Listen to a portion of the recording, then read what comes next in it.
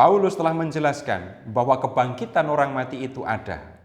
Dan ia sudah menjelaskan juga bahwa Kristus telah bangkit dari kematian dan menjadi yang pertama bangkit dari antara orang mati. Tetapi di antara jemaat Korintus ada yang bertanya, bagaimanakah orang mati dibangkitkan? Dan dengan tubuh apakah ia akan datang kembali?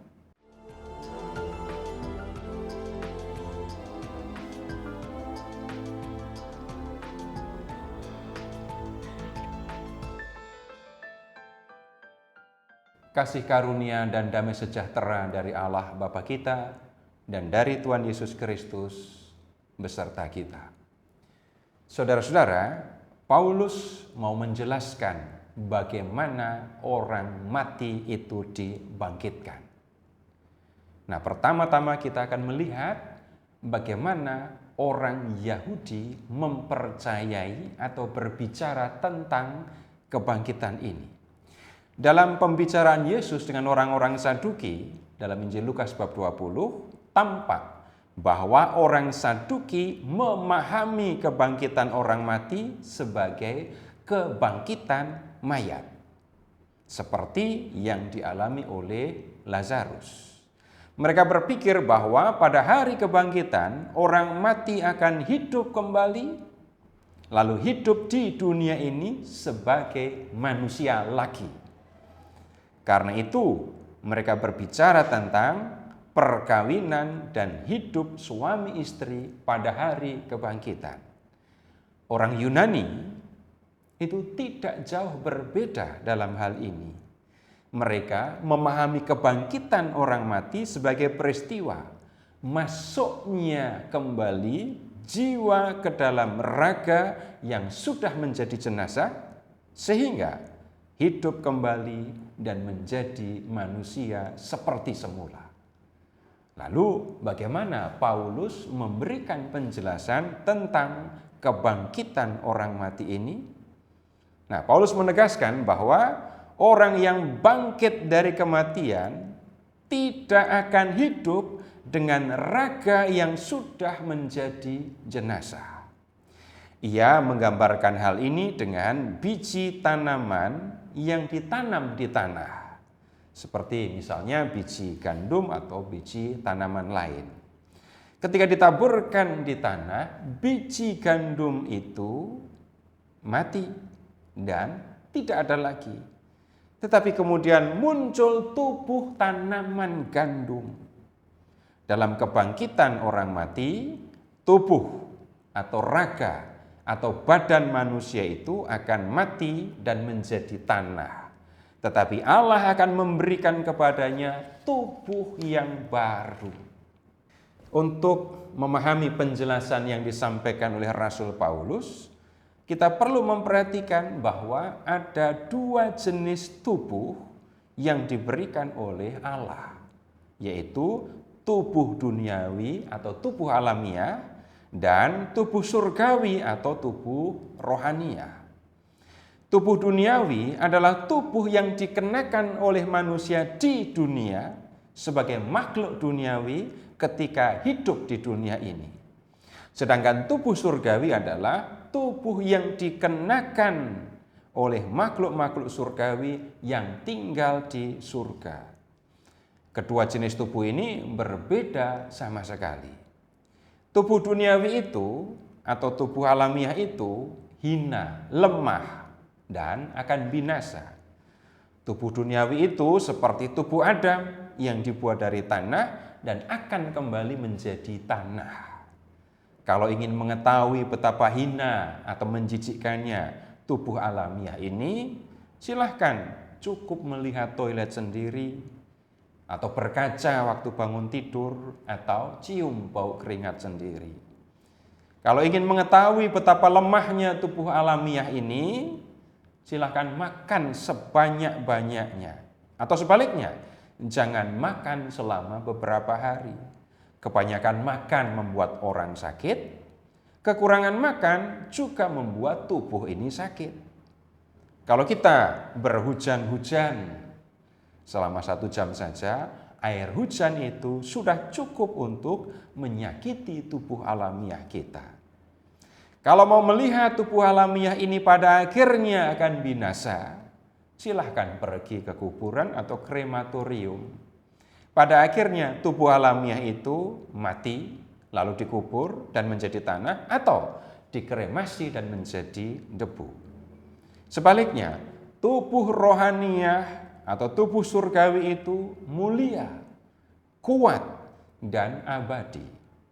Tubuh rohaniah atau tubuh surgawi itu seperti tubuh para malaikat yang berasal dari surga yang tidak dapat mati. Bagi orang Katolik, memahami tubuh rohaniah ini lebih mudah karena memiliki pengalaman tentang penampakan Bunda Maria. Ketika menampakkan diri kepada Santa Bernadette di Lourdes atau kepada Jacinta, Lucia, dan Francisco di Fatima, Bunda Maria sudah mengenakan tubuh surgawi. Sosok yang dilihat oleh Bernadette serta Jacinta dan kedua temannya itu kemudian dibuat patung. Banyak patung yang kemudian dibuat dan kemudian kita membeli dan menyimpannya di rumah. Banyak patung yang kemudian dibuat dan kemudian kita membeli patung Bunda Maria dan menaruhnya di rumah kita. Kehadiran patung Bunda Maria di rumah kita itu mengingatkan bahwa kita akan menerima tubuh surgawi seperti Bunda Maria. Tubuh surgawi itu mulia, bercahaya, berkilau. Dalam penampakan-penampakan Bunda Maria selalu ada cahaya yang menyertai kehadirannya.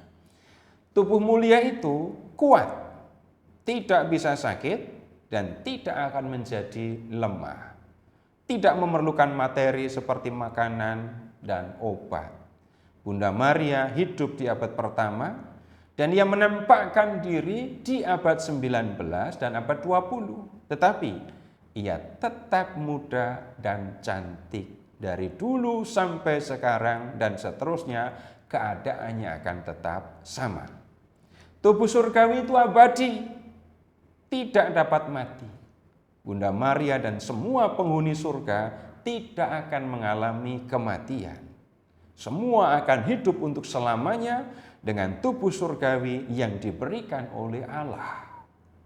Nah, kemudian saudara-saudara, Paulus menulis begini, sama seperti kita telah memakai rupa Dia yang dari debu, demikian pula kita akan memakai rupa Dia yang surgawi. Ketika hidup di dunia, manusia merupakan kesatuan antara jiwa dan raga. Atau kita bisa mengatakan jiwa manusia tinggal di dalam raga dan bersatu dengannya. Sebagai kesatuan jiwa dan raga inilah manusia menjalani kehidupan di dunia ini sampai dengan kematiannya. Ketika manusia mati, sebenarnya yang mati hanyalah raganya atau tubuh duniawinya. Jiwa manusia tetap hidup, tetapi tidak lagi di dalam raganya. Jiwa orang yang berkenan kepada Allah akan menerima tubuh surgawi dan tinggal bersama dengan Dia dan menikmati kemuliaan abadi bersama Allah di surga. Inilah yang sebenarnya dimaksud dengan kebangkitan badan. Dalam surat kepada jemaat Filipi, Paulus menulis bahwa Tuhan akan mengubah tubuh kita yang hina ini sehingga serupa dengan tubuhnya yang mulia. Kita akan hidup dengan tubuh surgawi yang tidak dapat binasa. Saudara-saudara, Allah menghendaki manusia menikmati hidup yang kekal, hidup bersama dengan Dia dalam kemuliaan yang tanpa akhir. Selama hidup di dunia, manusia hidup dengan jiwa raganya. Tetapi pada akhirnya semua manusia akan mengalami kematian. Bagaimana manusia yang sudah mati ini dapat memasuki kehidupan yang kekal? Dalam syahadat atau dalam kredo kita mengungkapkan kepercayaan akan kebangkitan badan. Allah akan membangkitkan orang-orang yang berkenan padanya dari kematian. Kebangkitan badan berarti jiwa meninggalkan neraka, lalu Allah mengaruniakan kepadanya tubuh surgawi. Ini tidak berarti bahwa tubuh alamiah atau raga kita itu tidak penting. Raga adalah pemberian Tuhan yang harus dirawat, diurus. Kenapa? Karena dengan raga ini kita bisa mengurus jiwa kita. Kita harus menggunakan raga ini demi kepentingan jiwa kita. Dengan raga kita dapat mengasihi Allah yang telah mengasihi kita. Jika kita mengasihi Allah di dunia ini, maka kita pun akan tinggal bersama dengan Dia dalam kehidupan yang kekal. Terpujilah Allah Bapa yang telah mengasihi kita, yang telah mengaruniakan anaknya yang tunggal untuk keselamatan kita, dan yang telah mengaruniakan Roh Kudus yang menuntun kita pada hidup yang kekal.